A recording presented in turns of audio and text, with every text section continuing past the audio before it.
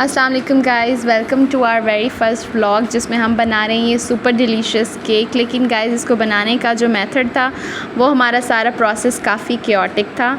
तो हमने अपना केक बनाना स्टार्ट किया और सबसे पहले हमने जो है 2 होल एग्स लिए बोल में, और इसके बाद जो है सबसे इम्पॉर्टेंट चीज़ थी जो कि था शुगर ऐड करना। और गाइज़ वही वो पॉइंट था कि जहाँ हमसे हमारे केक में एक सबसे बड़ी मिस्टेक हुई। लेकिन गाइज़ इस पॉइंट पर हमें बिल्कुल भी एहसास नहीं हुआ कि हमसे ये गलती होने जा रही है, और ये गलती इस वक्त जो है मेरे ही हाथों से सरअंजाम हो रही है। हमने इसके अंदर शुगर ऐड कर दिया था और इसके बाद जो है हम इसके अंदर वनीला एसेंस ऐड किया, जो कि हमने पता नहीं कौन सी कंपनी का यूज़ किया था गाइज़। जो भी हमें अवेलेबल थी हमने उसी कंपनी की चीज़ें यूज़ करते गए। और इसके अंदर वनीला एसेंस मैंने डाला 1 टेबल स्पून से कम, मैंने पूरा टेबल स्पून तकरीबन ले लिया था। तो फिर मैंने थोड़ा सा उसमें से जो है वो बचाए रखा और वो मैंने इसके अंदर वापस डाल दिया। और फिर इसके बाद जो है इसको हमने विस्क किया। जो भी लोग केक बनाना चाह रहे हैं ना, मैं आपको पहले ही वार्न कर दूं कि केक बनाने के लिए ये जो आपको एग विस्क करने पड़ते हैं ना, इसमें बहुत टाइम लगता है। कहने को तो रेसिपी में लिखा हुआ था कि जस्ट 1 मिनट के लिए करना है, लेकिन गाइस इसको काफ़ी ज़्यादा टाइम लगता है थोड़ा फ्रॉथी होने के लिए। और ऐसा नहीं है कि आपने सारी शुगर एक साथ ही डाल देनी है, कुछ शुगर आपने पहले डालनी है और कुछ शुगर बाद में डालनी है। तो इस हिसाब से कुल मिला के आपको विस्क करने के भी 2 फेजेस ही लगते हैं, इसलिए आपकी काफ़ी एफ़र्ट और आपका काफ़ी टाइम इसमें जाएगा। इसीलिए गाइस विस्क करने की मैंने इतनी सारी वीडियो इसमें ऐड की है ताकि आप इसकी ट्रांसफॉर्मेशन होते हुए देख सको कि पहले ये काफ़ी लिक्विडी था और उसके बाद ये बहुत ही फ्रॉथी सा हो गया था, बिल्कुल ही फोमी सा इसका टेक्सचर हो गया था। और यही वो पॉइंट था कि जब हमें अपनी गलती का एक और एहसास हुआ कि शुगर शायद हमने इसके अंदर ज़्यादा ऐड कर दी है। फिर हमने जल्दी से गूगल माता का सहारा लिया और गूगल माता ने हमें बताया कि हमारी रेशो ठीक ही है, हम सही हिसाब से जा रहे हैं। फिर भी गाइज़ मैंने थोड़ी सी कम ही चीनी डाली थी, थोड़ी सी चीनी मैंने रहने दी थी। इवन दो हम इस पॉइंट पर बहुत ही कॉशियस होकर शुगर टू फ्लावर रेशो जो है वो देख रहे थे गूगल से, लेकिन अभी भी हमें हमारी गलती का एहसास नहीं हुआ था। And it was at this point जब मुझे एहसास हुआ कि जो शुगर है वो तो मेल्ट ही नहीं हो रही इसके अंदर।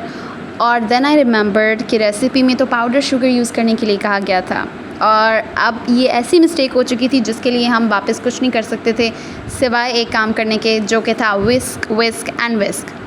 सो इस उम्मीद में कि ये शुगर मेल्ट हो जाएगी, I kept whisking and whisking and whisking, but guys sorry to say वो बिल्कुल भी मेल्ट नहीं हुआ था।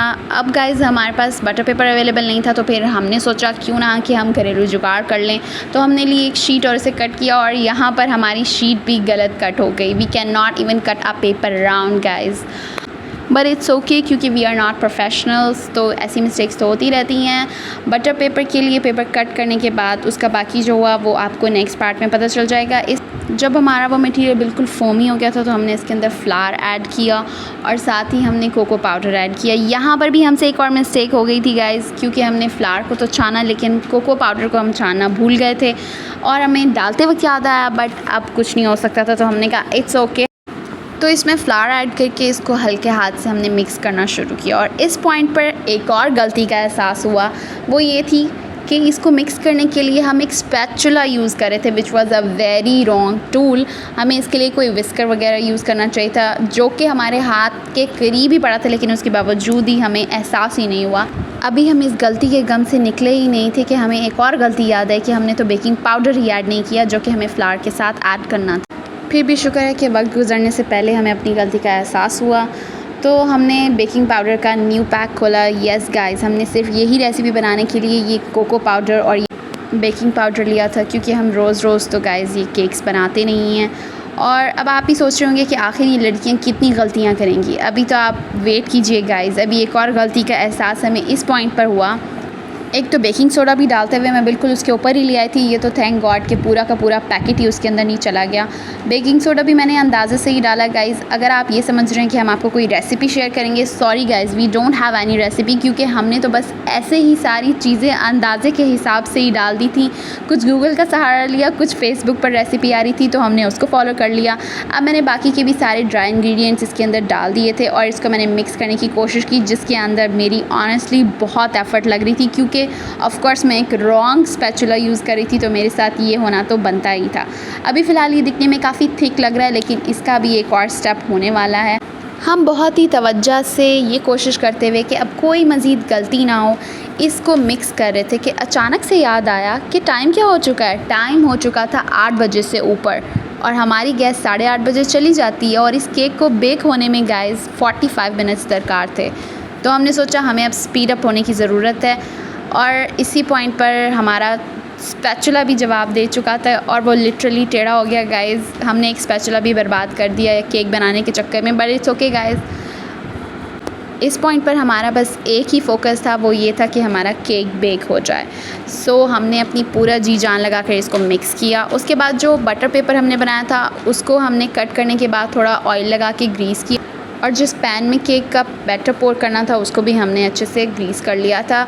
जो बैटर बन रहा था उसके अंदर अब इस पॉइंट पर मैंने 4 टेबलस्पून ऑलमोस्ट गरम दूध के डाल दिए थे ताकि इसकी कंसिस्टेंसी जो है वो नॉर्मल हो सके। वैसे तो रेसिपी में बटर भी था पर गाइस वो मैं लेना भूल गई थी और मैंने मंगाया नहीं था, तो इसलिए हमने बटर के बगैर ही गुजारा कर लिया और हमने सोचा बस जल्दी से अब इसका बैटर तैयार हो जाए ताकि हम अपना दूसरा स्टेप यानी कि गनाश की तरफ भी जाएँ।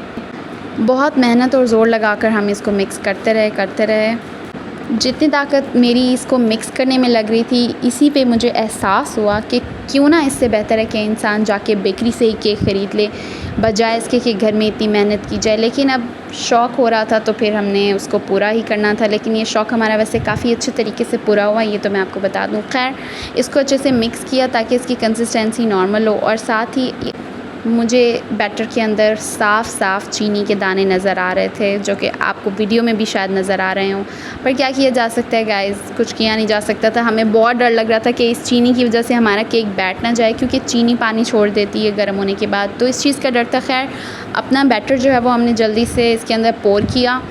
बैटर पोर करने के बाद उसको थोड़ा टैप करना भी ज़रूरी होता है जो कि हमने रेसिपी की वीडियो में ही देखा था। टैप करने से एयर बबल सारे ऊपर आ जाते हैं और जैसा कि हमारे भी इस पैन के ऊपर साफ़ नज़र आ रहे हैं, सारे एयर बबल्स ऊपर आ गए थे। इसकी वजह से केक के अंदर जो स्पेसेस होती हैं वो कम हो जाती हैं। खैर पोर करने के बाद हमने इसको कुकर के अंदर रख दिया और जब तक वो बेक हो रहा था हमने साथ के साथ गनाश बनाना शुरू कर दिया, जिसके लिए हमने मिल्क पैक की क्रीम यूज़ की, एक डेयरी मिल्क यूज़ की और थोड़ा सा कोको पाउडर यूज़ किया। पहले हमने क्रीम ली और उसके अंदर हमने अंदाज़े से guys almost 2 tablespoon sugar add कर दिया और फिर उससे थोड़ा सा हीट किया। थोड़ा हीट करने के बाद हमने इसके अंदर कोको पाउडर ऐड कर दिया और उसके बाद फिर से इसको थोड़ा सा हीट किया। बहुत ही मीडियम फ्लेम पर हमने इसको रखा ताकि जो क्रीम है वो जल ना जाए क्योंकि क्रीम बहुत जल्दी जल जाती है। उसको हीट करने के बाद हमने बहुत अच्छे तरीके से विस्क किया और विस्क करने से पहले इसके अंदर डेयरी मिल्क भी ऐड कर दी थी जिसकी वीडियो नहीं बन सकी।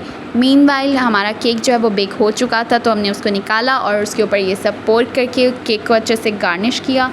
केक हमारा प्रॉपर रेडी हो गया था। इसकी शेप थोड़ी सी गड़बड़ा गई थी पर इतनी मिस्टेक्स के बाद भी अगर आपका केक इतना बेहतर बन जाए तो मेरे ख्याल से इट्स अ विन।